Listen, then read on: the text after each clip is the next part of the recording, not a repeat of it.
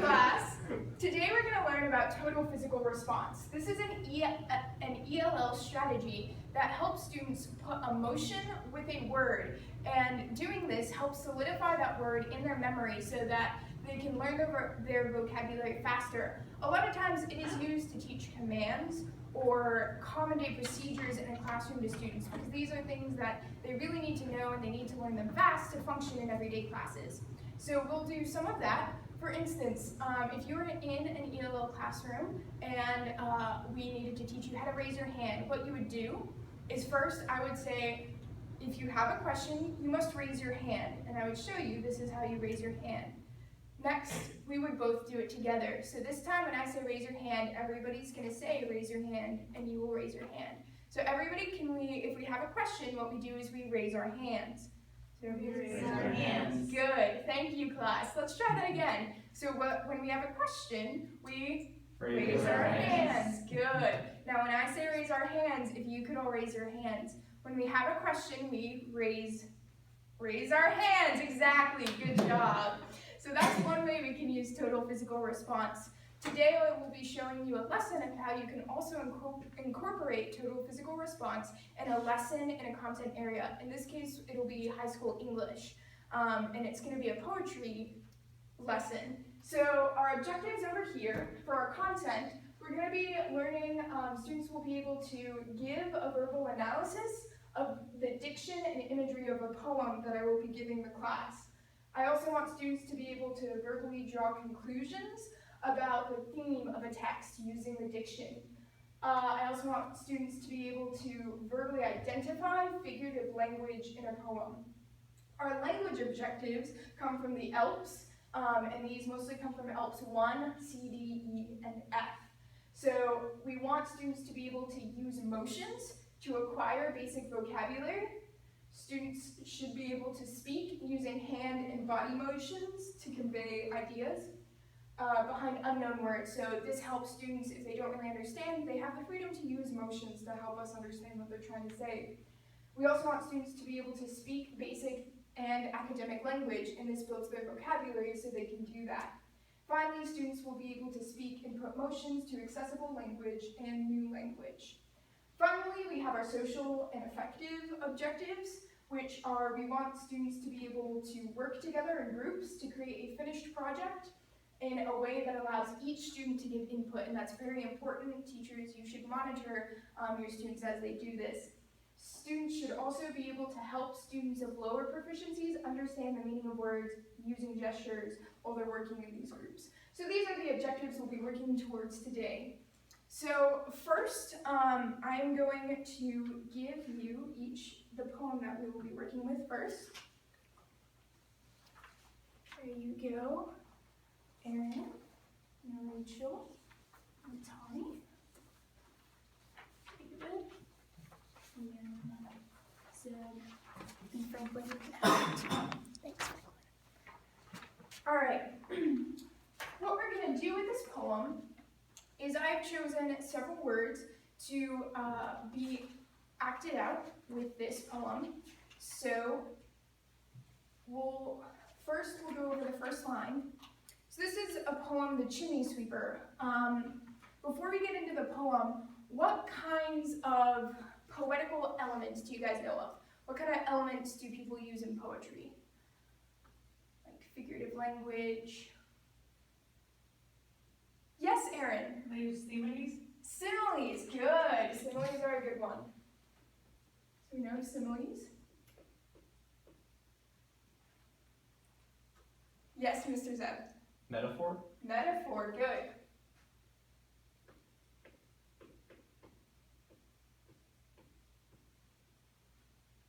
What else? What about broader things like, yes, David, did you have one? I was going to say alliteration. Alliteration, good.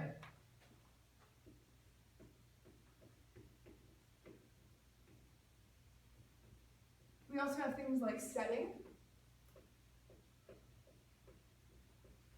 Does that bring anything else to mind?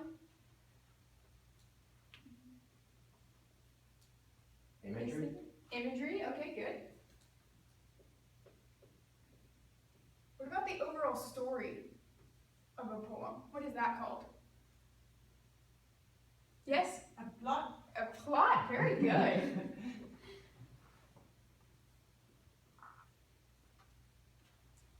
All right. Anything else before we move on? What about the main idea of a poem or a story? Is that what? Theme? Yes, theme. Exactly. Okay. So very good. So these are the kinds of things we want to be looking for as we go through this. All right. So our first line is when my mother died. And when I say died, I want everybody in the classroom to kind of hang your head like you're dead. All right? So can we do that? All right. So when my mother died, good. I was a very young boy, and now we're going to motion. Can everybody stand up, actually? Thank you. So, I was a very young boy, so we're going to make, yep, good, small boy motions. So when my mother died, I was a very young, and my father sold, so now we're going to act like we're giving money to somebody because they're selling. Good, okay. And my father sold me, while my tongue, stick out your tongue, good, okay. And my father sold me, while yet my tongue could scarcely, and scarcely is like barely, like you just did it, so we're gonna make a little small motion, okay. And it could scarcely cry, weep, weep, weep, weep. Now somebody tell me, what do you think, what kind of motion goes with weep? Weeping is crying. Yeah, so that's normally what we would do, we would cry, but here in the poem, do you see the little apostrophe before weep? That makes it, it's like what you have in a conjunction, like don't. So that means that this kid actually just is mispronouncing weep. That's why he said he could scarcely cry it, because he doesn't know how to say it. So he's actually trying to say sweep. So instead of doing like a weeping motion, we're gonna sweep like we're sweeping. Good job. All right, so could scarcely cry, sweep, sweep, sweep, except it's weep. So your chimney, everybody make a chimney with your hands. Good. All right, chimney. I sweep, and in soot, we're gonna act like we're all in soot. Yep, I sleep. All right, good job. Now we're gonna try going through the whole stanza again. If you guys want to, try and read along with me, okay? So when my mother died, I was very young, and my father sold me while yet my tongue could scarcely cry, weep, weep, weep, weep. So your chimneys I sweep, and in soot I sleep. Very good. All right, we're gonna try the next one. There's little Tom Dagger. So you see him, so you're gonna point. All right, who cried, this time he really is crying, so we're gonna make a little tear. When his head, we're gonna point to our head, that curled, this one gets a little hard, there's a lot of them. So we're curling our hair like a lamb. So when you say it, you're gonna pull out that A. Lamb's back. And we're gonna pet the little lamb's back. All right. So there's little Tom Dacre who cried when his head that curled like a lamb's back was shaved. Now we're gonna shave it, you know, the little electric shavers. How many of you in here shave? Okay. How many of you use an electric shaver? Okay, that's the kind of thing that a lot of people use to shave your sheep's wool off. All right, so it was shaved. So I said, hush. Make a quiet motion. Hush, Tom. Never mind it. For when your head's bare, so we're gonna run it over because now we have a bald head. We don't have any here. You know that the soot cannot spoil. So what happens when food spoils? Someone raise your hand and tell me. Yes, It's Sim. moldy? Yeah. Does it smell good? No. No. So we're gonna like plug our nose like, oh, it doesn't smell good. Okay. So you know that the soot cannot spoil your white hair. All right, you want to try that stanza all together? All right, so there's little Tom Dacre who cried when his head that curled like a lamb's back was shaved. So I said, hush, Tom, never mind it, for when your head's bare, you know that the soot cannot spoil your light hair. Good.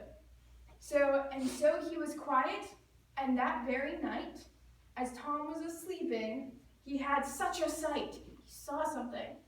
That thousands of sweepers, this is pointing to all the sweepers out there, Dick, Joe, Ned, and Jack, were all of them locked, like you're locking a door, up in coffins. So who can tell me what a coffin is? Tommy, can you tell me what a coffin is? A box for dead people. Yeah, and so we're going to use the same motion we used for dead, because the people in coffins are usually dead. All right, so we're all of them locked up in coffins of black. We're going to go ahead and do the next stanza, and then we'll do these two together. And by came an angel. So angels, they're usually from heaven, and they usually have wings, so we're going to make little wings on our back. Good job. All right.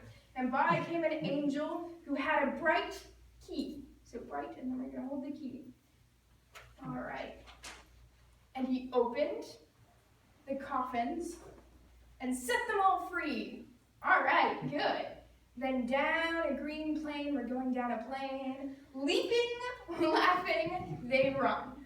So let's try that one again. So we're going to leap, and we're going to laugh, and we're going to run. All right, so leaping, laughing, they run. Good. And wash in a river. So now we're washing all that soot off, all that stuff that was grimy, it's now clean. And shine in the sun. All right. Then naked and white. So now we don't have any clothes, so you're going to pull on your clothes and shake your head.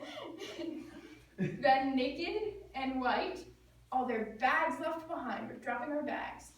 They rise up on clouds and sport. So we're going to kick a soccer ball, okay?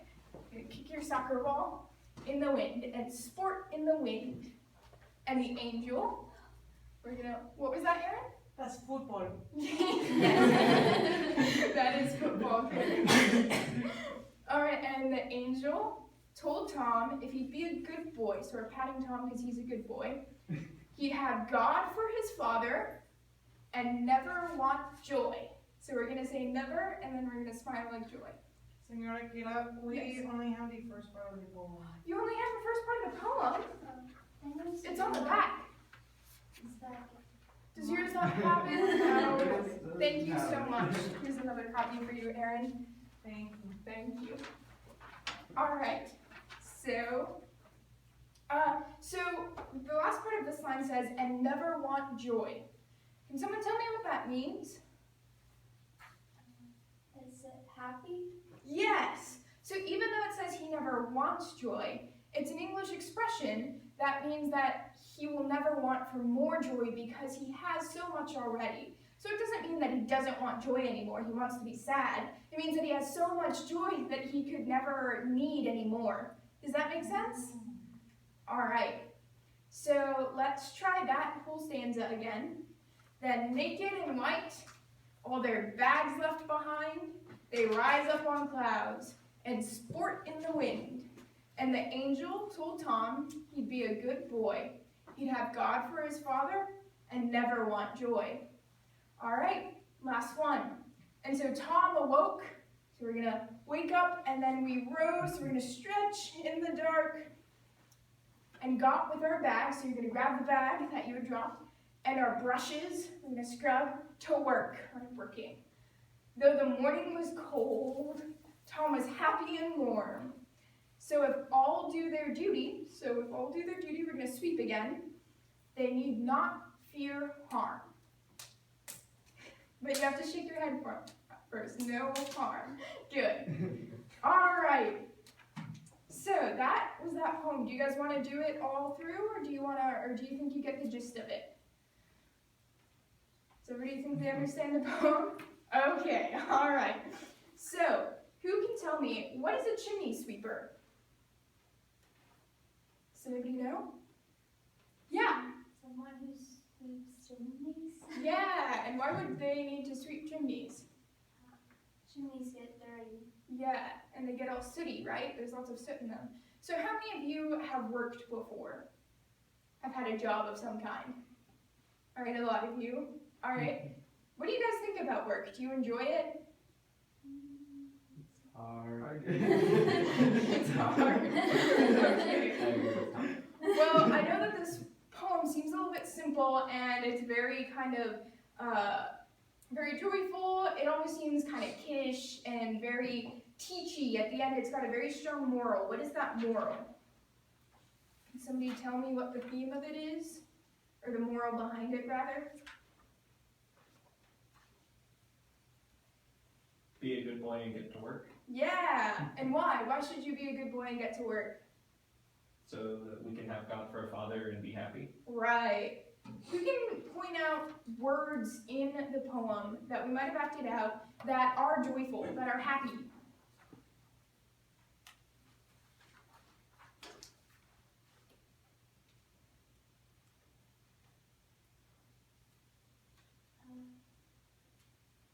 Laughing.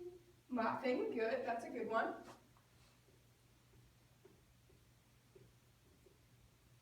What other words are in that section? Bright. Bright, good. Shine. Shine.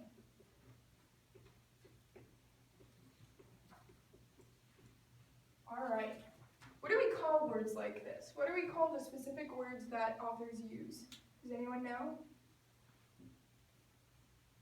Okay, we call this diction. The specific words that an author uses in a poem, often to create the mood or to connect with the theme, is diction. So this is the specific diction that our author uses, things like laughing, bright, shine. He also says leaping, running, things that for a little kid, those are really exciting. So this is the diction that he uses. This author also had another poem that is a sequel to this poem, not really a sequel. This author wrote two sets of poetry, one of which he titled Songs of Innocence, which were very much like this. The people in his poems were happy, good things happened to them, they were very innocent. And in the second one, he wrote a set called the Songs of Experience. Often this is what he saw as the narrators had gone through hard times and were more experienced in life, and so it's a little bit more about the struggle. So I want you guys to break up into two groups. So why don't we have you three and you three, and Franklin, listen in. I know you're doing something special for me, but listen in and kind of work with these guys. Thanks.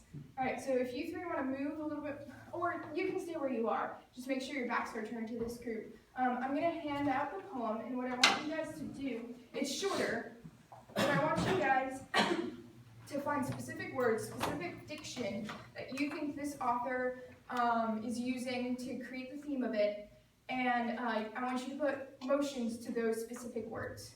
Does that make sense? You should have about somewhere between 3 to 5 probably words.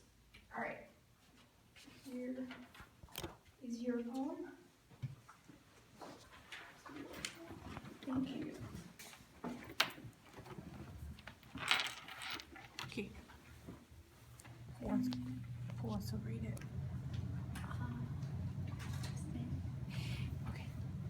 Okay. Ellie like being among the snow, crying whip whip. Oh, that's like the whip from that one. In knots of wool, where their father and mother say they are both gone up to the church to pray.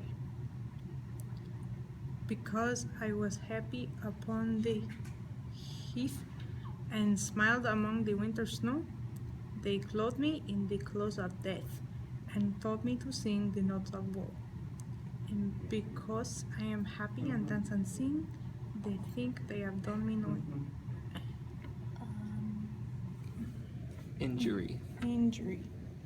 And are gone to praise You should God have either and one his group poem priest. or each of you should write on your poem. You should underline the words that you're using and write above it the motion, just a simple description of the motion that you're doing.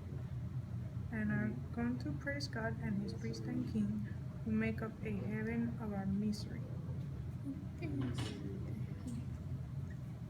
I don't know. I think that's like a field. Fields. Plane. That's sad. Plain. Okay. So we have to find the sad words. Dance to the ball. Yes. Okay. Which ones are the sad words? Death. Yes, this one is bad.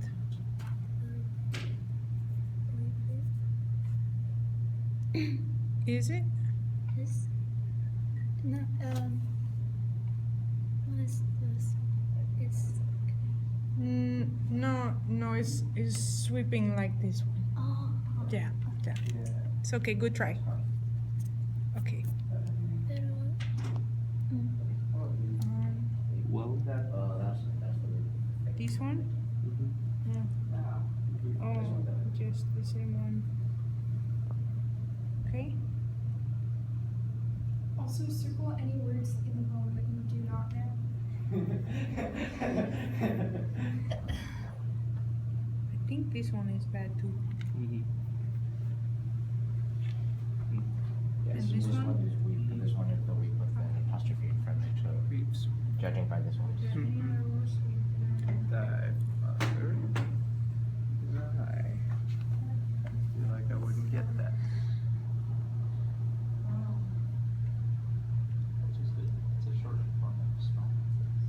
Okay, what motions do we want? We have one for death. Weep is probably easy. That doesn't make any sense. What's our stupid?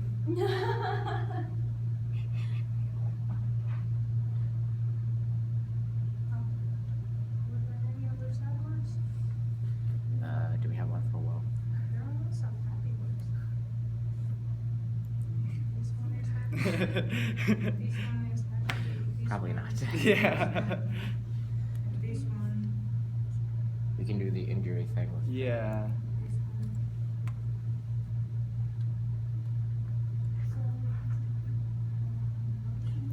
misery. Misery. What about crying? Do we have? Yes. Do we have to do motions for all of the words or just the sad ones? All of the words that you think are important to the diction of this poem Okay. that develop the theme. But just crying is big. Okay, so which ones are important? If you want to add more, you can, but you can focus on this one. Okay. Whoa. Whoa. Okay. So for this one, I can Are there any other words? punch. Crying. Right? Yes. Alright. Crying. Is each group ready? No. I can do that. Almost. Well, Alright, what are we so doing out for one more whoa? word. We have no idea. What about That misery? one would be before. I'm thinking just crying really big. yeah, that works. Just pretend we never wrote that line underneath woe. David, you're on camera. What else we Finish got? up your one word. So, Say woe and Even misery if are you close don't enough have to the each whole other. poem. Yeah. Woe and misery Alright. are the same thing. similar. I don't know the words. So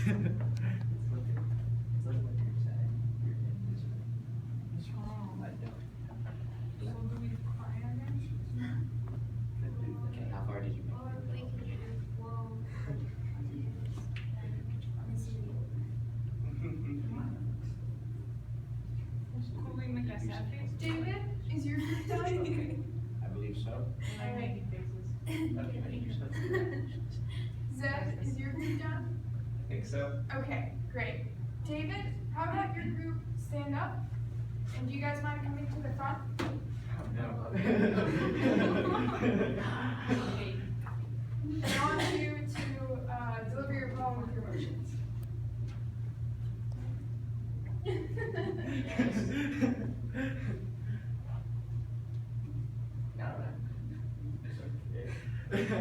You all three should say it, but A little black thing among the snow, crying, Weep, weep, weep, weep, in notes of woe. Why are thy father and mother say, they are both gone up to the church to pray? Because I was happy upon the heath, and smiled among the winter's snow. They clothed me in the clothes of death, and taught me to sing notes of woe. And because I was happy and dance and sing, they think they have done me no injury, and are gone to praise God and his priest and king, who make up a heaven of our misery. All right, good. Good job. So really quick, Thank the you. words that you used were, the words that you put motions to were woe.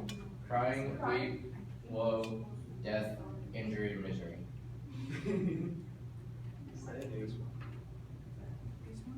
All right. Group 2, are you ready? We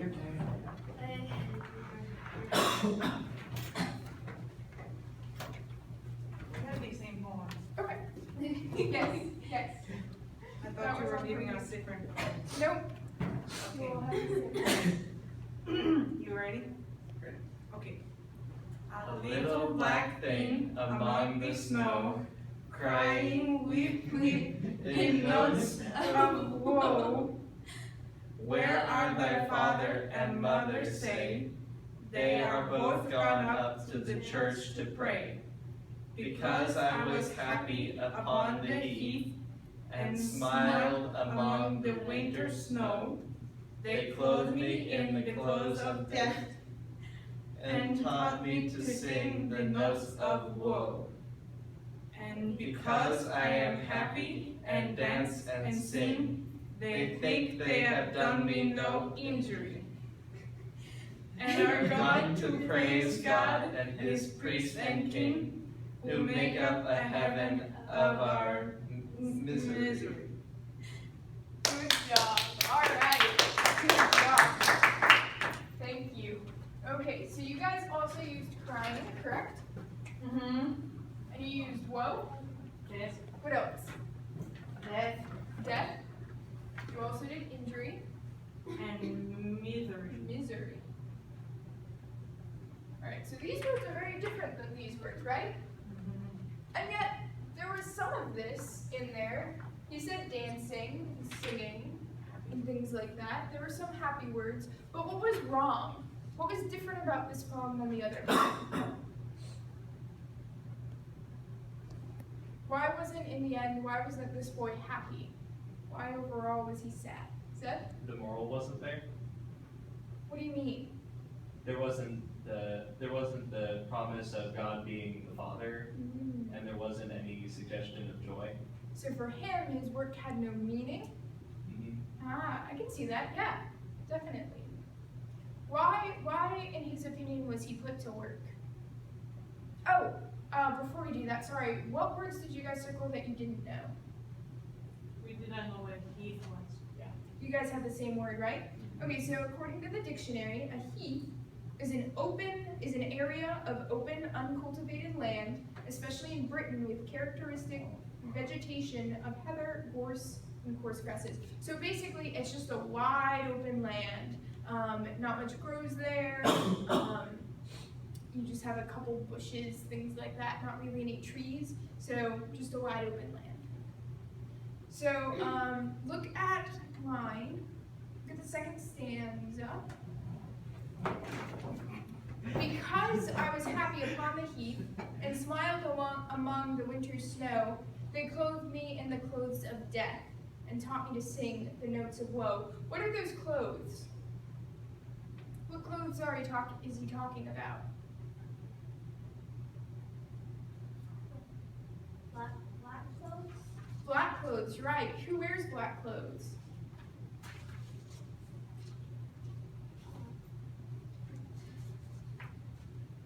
What profession wears black clothes? What? What is he? What is the little boy? Chimney person. He's a chimney sweeper. Was he always a chimney sweeper? No. He used to be free. To dance in the snow, to be happy, to play on the heath. But then his parents clothed him in the clothes of death, which means he went to become a chimney sweeper. And if you look in the first one, what are the notes of woe that he's talking about? It's the weep weep. Yes. Which, what did we say? Is that actually crying? No. What is it? It's the It's sweeping. Exactly. So, what would you say? In the last stanza, does he seem to be happy with his parents? Does he think they think something's wrong though? No, they don't know. They think he's just fine. And they're going to church, but he doesn't get to go to church, does he? He doesn't get the moral, as Zeb said. Why? Because he has to work. And so in this case, work is stopping him from getting to go to church. So next week, we will be talking a little bit more about the history behind this and what chimney sweepers were in history. But this week, we talked a little bit about theme and diction. So what I want you to do is I'm going to hand out sticky notes, and I want you guys to make a key chart like this and write some of the main words. You don't have to write all of them, but about 3 words of the diction of innocence and experience. And then either I want you to flip the sticky note on the back and write the theme of each of those poems, or you can just tell me as you walk out like a 1 word that you think, 1 or 2 words that sums up the meaning behind each of these poems. So let me go ahead and do that. And Glenn, you can